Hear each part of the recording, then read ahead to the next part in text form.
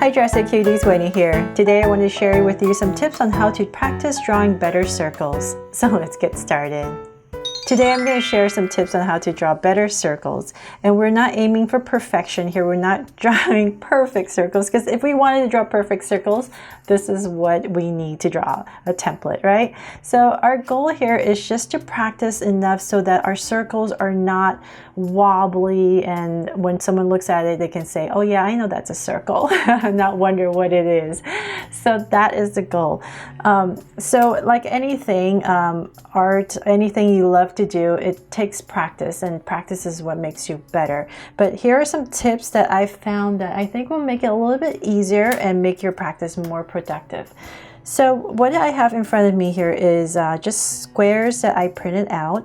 And as you know, circles are, what's that word?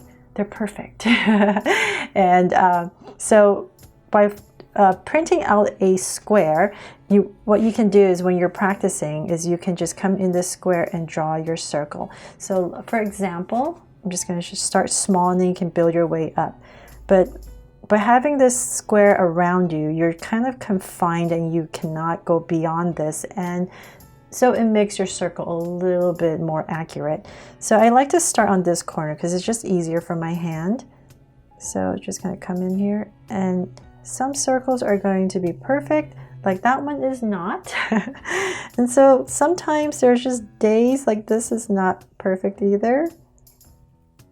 But it will get better. So sometimes I like to go this way. It just depends, right? Just sometimes how your day is going, how your hand feels.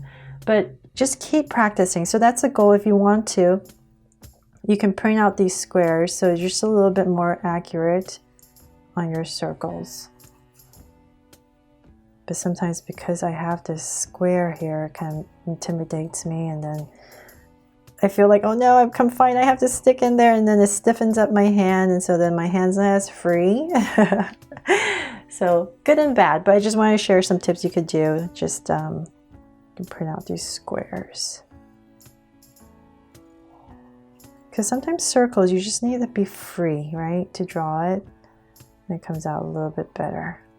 Okay, so I hope you get the idea. It's basically just training your hand to go nice and round and flow.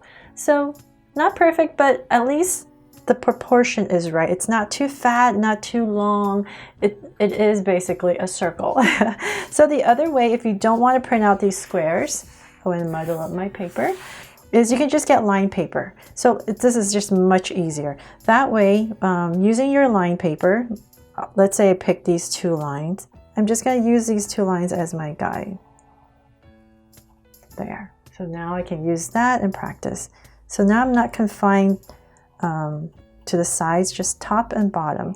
And this way I feel a little bit more free, and I feel like my circles are a little bit better. They're just smoother, I guess you would say. So pretty good, right? And you can go bigger, so just like maybe 3.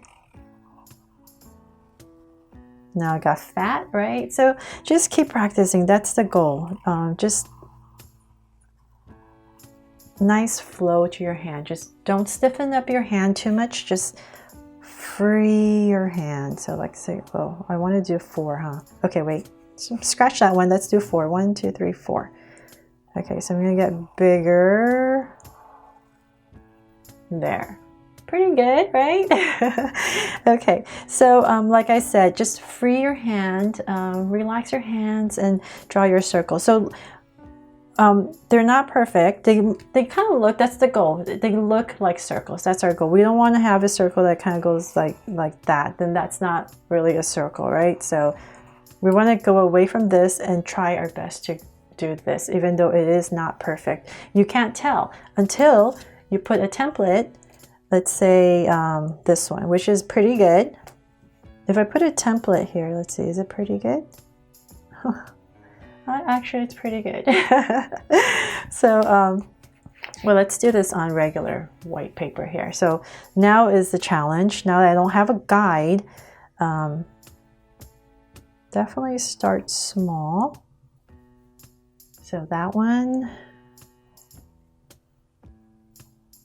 So you get more confident and a little bit freer as you practice. And you can get bigger.